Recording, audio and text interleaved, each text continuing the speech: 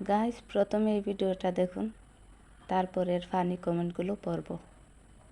সমস্যা নাই। আমি কিছু বলছিলাম সে তুই তোমার বাসায় যাও। বাংলাদেশের আইন কতটা জঘন্য হইলে এর মতো একটা মহিলা ধর্ষণ মামলা আমাকে দিতে পারে? 50 বছরের একটা মহিলা আমাকে ধর্ষণ মামলা দিচ্ছে। তাকে কিভাবে ধর্ষণ হয়? তোকে কিভাবে ধর্ষণ হয়? সেটা তুই কোর্টে যে প্রমাণ করিস। কোর্ট তো তোর কি না, তোর বাপের না কোর্ট? তোর বাপ আর্মিতে, তোর ভাই আর্মিতে, তোর জামাই আর্মিতে, তোর দুইটা জামাই আর্মিতে। তোর তো আইন কি না? আর আমরা তো বিএমডব্লিউ নিয়ে যোগ্যতায় চালাই, তোর টাকা দিয়ে চালাই না, নিজের যোগ্যতা চালাই, কামাই করে চালাই। হ্যাঁ, বড়লোক হইতে পারবো না? কোথাও লেখা আছে গরিবরা বিএমডব্লিউ চাইতে পারবে না? গরিবরা বড়লোক হতে পারবে না? কোথাও লেখা আছে? হ্যাঁ, কোথাও লেখা আছে?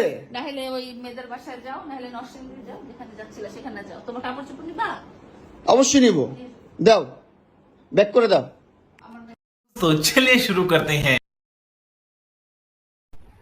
কত পিড়িতে বাবা, তুই তো কারি করে খারাপ কথা বললো, আবার বলে জামা কাপড় প্যাক করে দাও যেন ট্যুরে যাবে।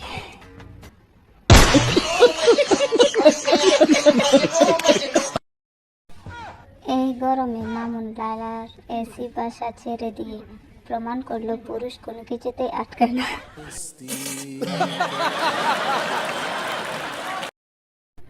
যে যাই বলুক, মামুনকে আমার ভালো লাগে। क्या क्या बात कर रहे हैं?